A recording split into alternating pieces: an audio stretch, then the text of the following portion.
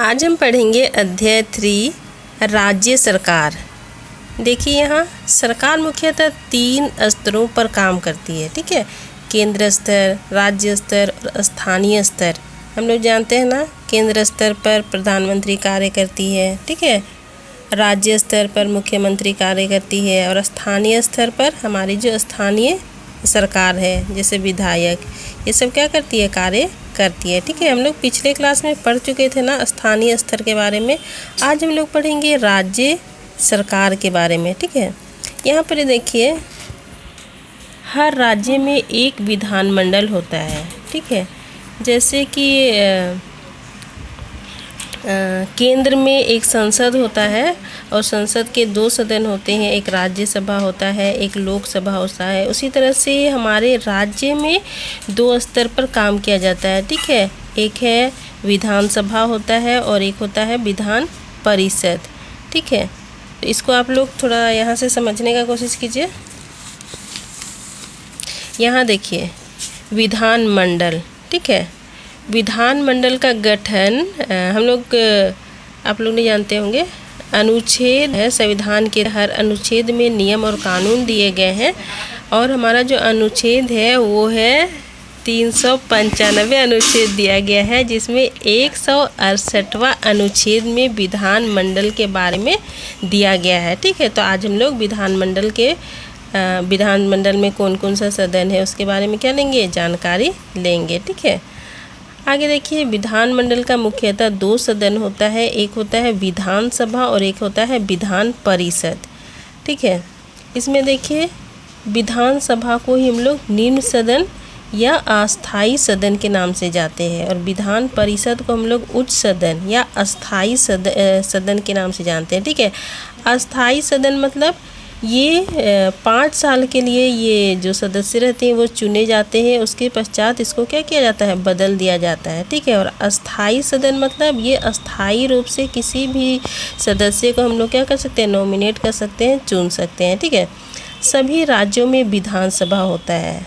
ठीक है, लेकिन सभी राज्यों में विधान परिषद नहीं होता है, सिर्फ 7 राज्यों में विधान परिषद है। ठीक है, आंध्र प्रदेश, बिहार, उत्तर प्रदेश, कर्नाटक, जम्मू कश्मीर, महाराष्ट्र, तेलंगाना, इस राज्य में खाली क्या है, विधान परिषद है। ठीक है, आगे देखिए विधानसभा की सदस्यों की अधिकतम संख्या होनी चाहिए 5। ठीक है, और न्यूनतम संख्या होनी चाहिए 60। ठीक है, लेकिन कहीं कहीं अपवाद स्वरूप हम लोग देखते हैं कि ये जो संख्या है, मनोनीत संख्या, उससे कम भी देखने को मिलता है। जैसे गोवा देखिए, गोवा में अधिकतम संख्या है 40, पुडुचेरी में 30, सिक्किम में 32, मिजोरम में 40। इस तरह का हम लोग क्या करते हैं, देखते हैं। ठीक है, आगे देखिए सदस्यों की संख्या, विधानसभा की कुल संख्या का 1/3 सदस्य या कम से कम 40 होना चाहिए। ठीक है, ये विधान परिषद में। ठीक है,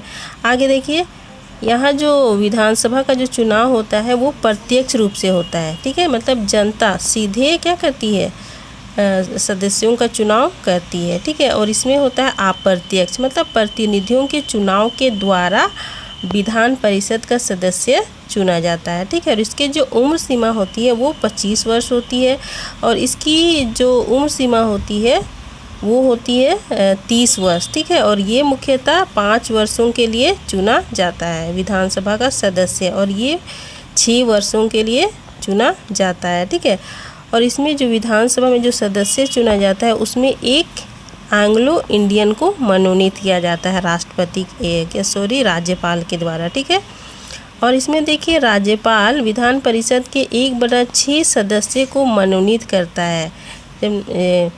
शिक्षा का क्षेत्र में जो कार्यरत है, जो अच्छा कर सकता है, कला हो गया, साहित्य हो गया, मनोरंजन हो गया, इस तरह से सदस्य को क्या कहता है, मनोनीत करता है। ठीक है, विधान परिषद में। ठीक है, फिर मंत्री परिषद विधानसभा के प्रति उत्तरदायी होता है। ठीक है, और मंत्री परिषद परिषद के प्रति उत्तरदायी नहीं होता है। मतलब जो भी यहाँ देखिए विधानसभा में जो भी मंत्री परिषद सलाह देता है, मशवरा देता है, वही क्या करता है, हमारा जो राज्यपाल है वो क्या करता है, उसके दिशा अनुसार क्या करता है, कार्य करता है। ठीक है, यहाँ तक आप लोगों को समझ में आ गया। और आगे देखिए, यहाँ पर देखिए राष्ट्रपति किसे कहते हैं, राज्यपाल। ठीक है, राज्यपाल विधानमंडल का आवश्यक अंग होता है। ठीक है, बताया आप लोग को विधानमंडल किसे कहते हैं। प्रत्येक राज्य में एक राज्यपाल होता है। राज्यपाल के पद पर किसी व्यक्ति की नियुक्ति के लिए उसमें निम्नलिखित योग्यता होती है। ठीक है, देखो वही व्यक्ति राज्यपाल हो सकता है जो उस देश का क्या हो, नागरिक हो।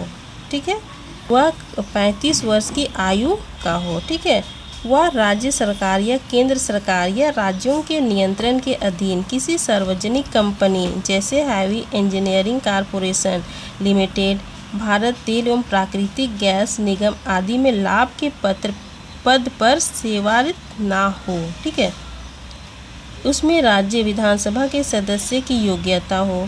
ठीक है, इस तरह का जिसमें भी पाया जाएगा योग्यता पाया जाएगा वही व्यक्ति राज्यपाल बन सकता है। ठीक है, राज्यपाल की नियुक्ति प्रधानमंत्री की अनुशंसा पर राष्ट्रपति करता है। ठीक है, मतलब राष्ट्रपति के निर्देश से क्या हो सकता है, राज्यपाल की नियुक्ति होती है। उसकी अनुशंसा मतलब उसके सपोर्ट के द्वारा ही होता है। ठीक है, राज्यपाल 5 वर्षों के लिए नियुक्त किया जाता है, लेकिन आवश्यकता अनुसार राष्ट्रपति उसे कभी भी पद से मुक्त कर सकता है। अगर किसी प्रकार का उसमें संवैधानिक रूप से दोषी पाया जाता है तो वो क्या कर सकता है, राज्यपाल को गिरा सकता है। ठीक है, यहाँ तक आप लोगों को समझ में आ गया।